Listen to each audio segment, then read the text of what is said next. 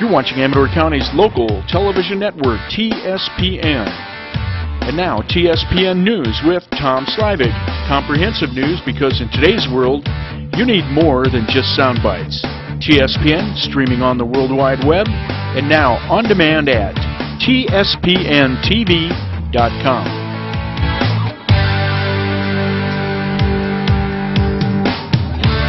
Hi everyone, Tom Slivick. Welcome to TSPN for today, and with me is Jeff Gardner. He's the city manager of Plymouth, and he's been having a lot of fun opening my show for me. How are you doing? I'm doing great, Tom. How are you? Good to see you. Good to see you too.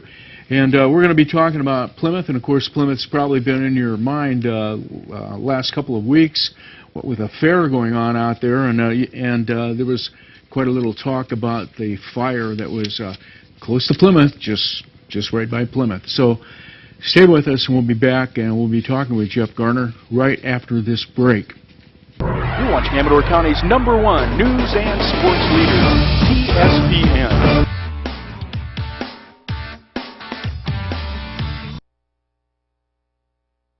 We're back, and hi, Tom Slivick.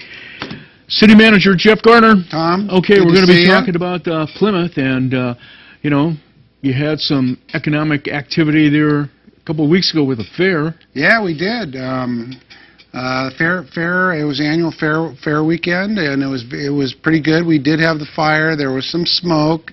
They were on the TV telling people not to come up 49. So I think it did impact the fair attendance some. But all in all, it was a great fair. I know I talked to Troy. A lot of people there. Great. Another great annual outing. We got new Miss Amador, Bailey Lebenko, and it's just fabulous. I mean, everyone I know that went had a great time. Right. I think the fair did about the same, but I believe the auction, they even did better at the auction. And, you know, that day I went down there early because I go for the pre-auction brunch. Right. And, you know, that's pretty early. And because the atmospherics, maybe every morning there was smoke in Plymouth, but I only noticed it Sunday. You know, I commented on like, boy, you know, I'm not sure will this smoke keep a lot of people home, because they go like, you know, it gets hard to breathe out there. But yeah, the fire was pretty bad at that point. Sunday it was actually a better day. It was in the morning that the smoke was down in town. Right. So, and then it was cleared out Saturday during the day. That's when the fire really exploded. But Sunday we sort of got an inversion layer and held it down in town. So it was a little smoky. You're talking about the livestock auction at the fair, though. They had I believe over $500,000 they made on the auction this year. A typical one is around $250. Last year they set a record. It was over $3. This year it was just off the charts. Well, so the people in the county really and everywhere stepped up this time to help the fair out, and the kids that raised those animals and worked so hard. So really was a fantastic year. All right. That auction is, to me, is like the heart of the fair. Right. You know, with the kids and the FFA kids, and of course, you know, being a fair's kind of grew out of the farming side of the community anyway, right. And so that just seems natural. I'm glad there were a lot of people there. Yep. But let's talk about when fair time comes. A lot of visitors come into Plymouth, and I thought Plymouth looked really good this year. It always does. But I had noticed the park. I asked you something about it, and that's the park on 49. Yeah, that's after you pass the fairground entrance. Correct. And that's our Veterans Park. We put that in with some traffic enhancement money we got about a decade ago from Caltrans and the federal government.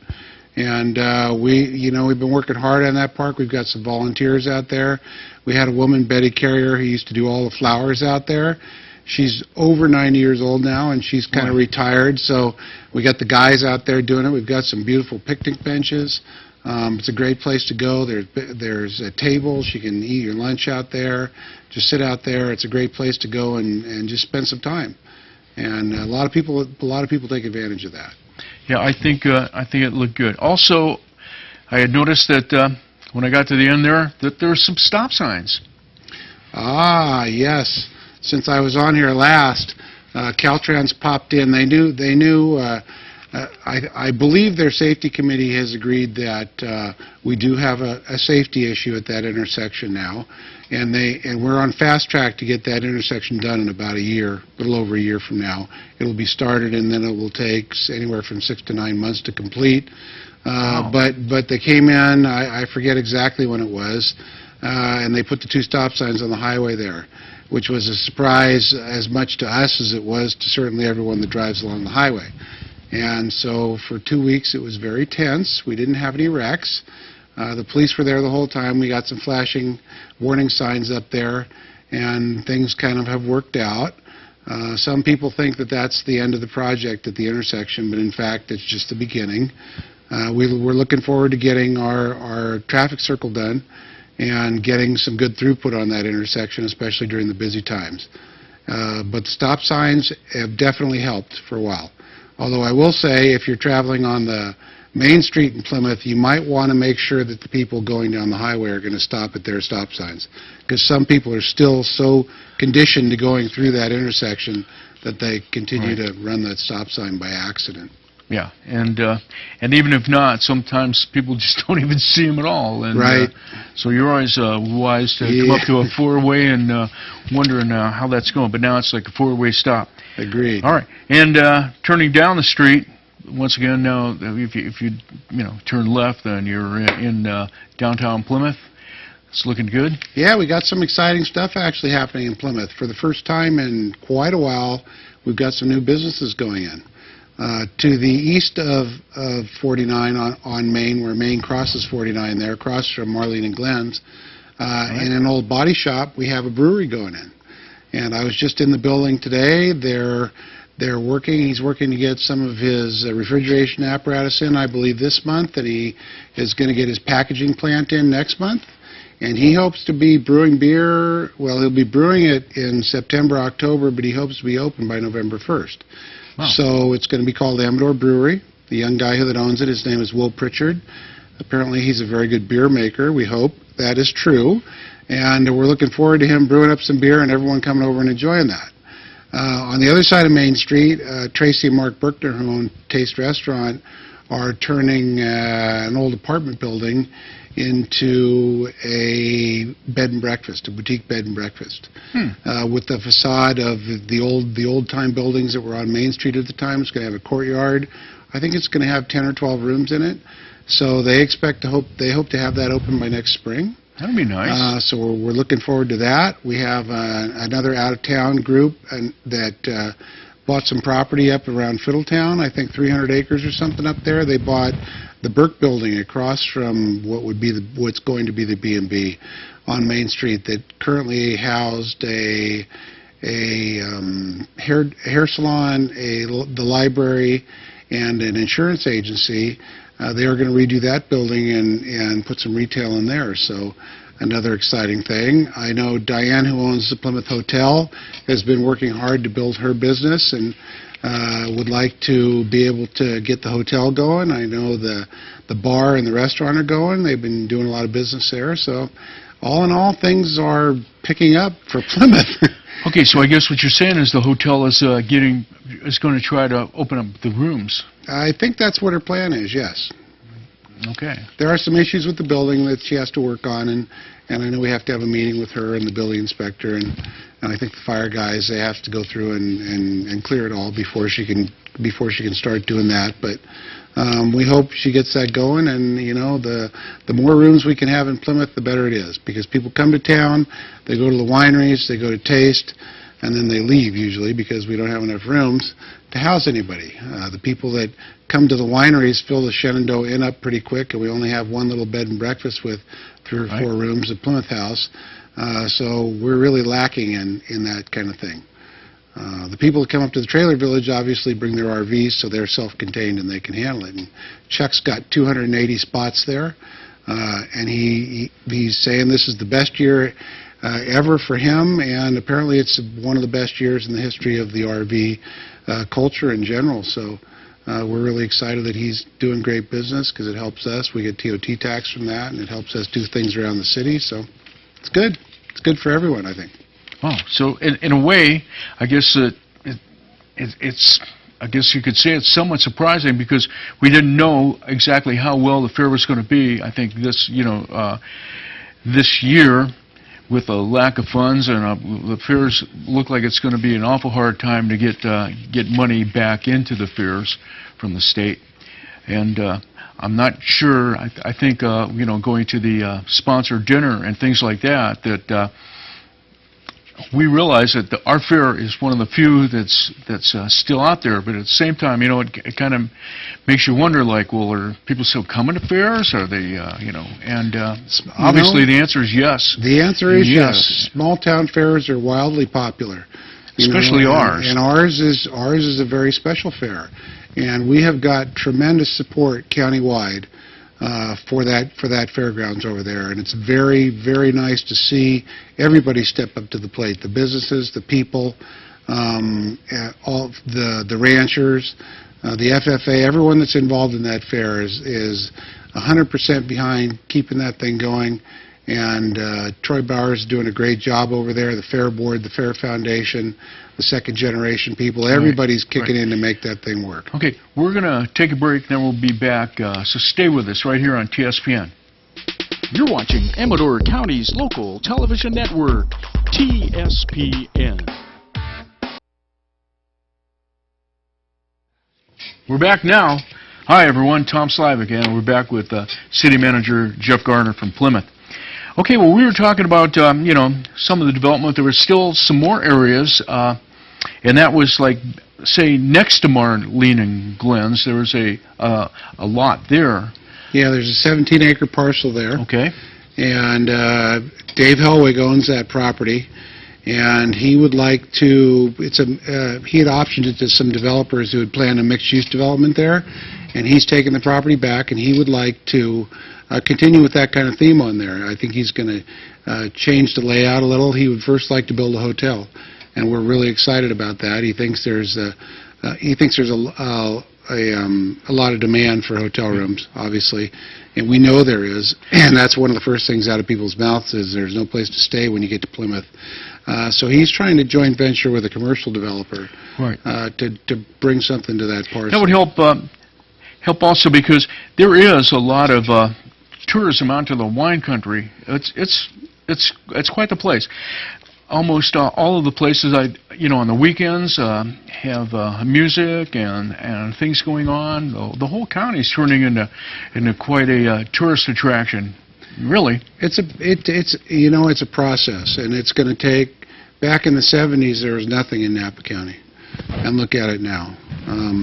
That's our model in Plymouth is Yountville, down in Napa County. It's a small community. It's got defined boundaries. It's in the Napa Valley. It's a destination in and of itself now, which we hope Plymouth will be one day. There's plenty of residential housing there. There's workforce housing there. It's a nice mixed community, and that's what Plymouth would like to be. We get a tremendous volume of traffic going up to all those wineries. The wineries are making fantastic wine. The grape growers are growing fantastic grapes. We're getting a reputation just like Napa, like Lodi, like the Central Coast has, and it's only a matter of time till that begins to develop. So we're ready in Plymouth for that to start moving forward. We've got a couple residential developments. Reader Sutherland has got some development agreements, and the banks really aren't ready to lend in what they call a tertiary market, which is rural type developments now. So I know Bob Reader is trying to work with some developers or some builders to maybe do a joint venture to get his development started. He needs money to put that infrastructure in, and he needs a partner to get that done because the banks aren't loaning any money now. But the commercial development seems to be coming faster. I mean, I'm just surprised in the last year that we've got 3 or 4 projects going in the city right now. And it will be a matter of time till that just starts to build upon itself. All right, and we didn't mention right at the four-way stop too, down from the brewery across from Marlene and Glenn is another spot.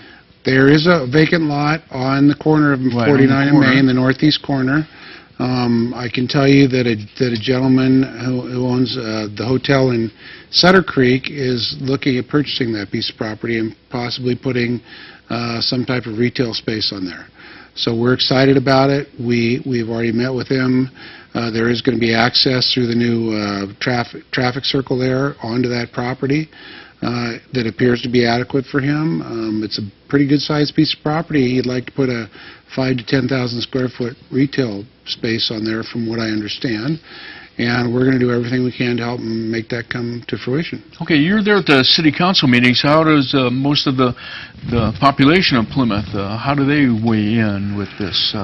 Most of the mixed? Yeah, you know, not a lot of people come to the council meetings, so if you're watching out there, you too, please come to our meetings, and we encourage it. We like to have public participation. But, you know, the population, the demographic in Plymouth, we have a lot of agricultural workers who work up in the valley. Right. And we have a bunch of fixed-income people who've been living in Plymouth for a long, long time. And probably the rest of the people are mostly commuters.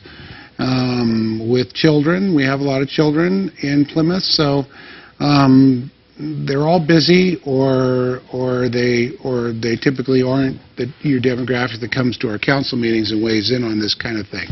But we do have a very healthy dialogue going in the city about development that's going on, about residential, about commercial. We have a great city council now, okay. That with a good mix of people that represent literally all the people in the city. And you know, we've done a lot of work in Plymouth to clean it up, to move it forward, to redo some of our infrastructure at no cost to the ratepayers, and we're continuing on that line to try and get some development going and bring some economic base to the city. So we have things like a drugstore, like maybe a coffee shop. People don't have to drive all the way to Jackson to get groceries, that kind of thing. Maybe even some larger doctors' offices. I know the Sutter Foundation Group is working with a doctors group to try and bring a larger resident program to the city of Plymouth and have a larger clinic there. So I mean, just little things like this will start Sure. and build upon each other, and then hopefully it gets going. Another good thing that's going to start happening very soon is the farmers market that should bring a lot of people, and you're pretty unique in the farmers market, I think, in Amador County, because there's a light supper that happens there. You're right, tasting, Tom. you know, wine. Wine tasting. So it's kind of a destination to sit down and relax, as well as just.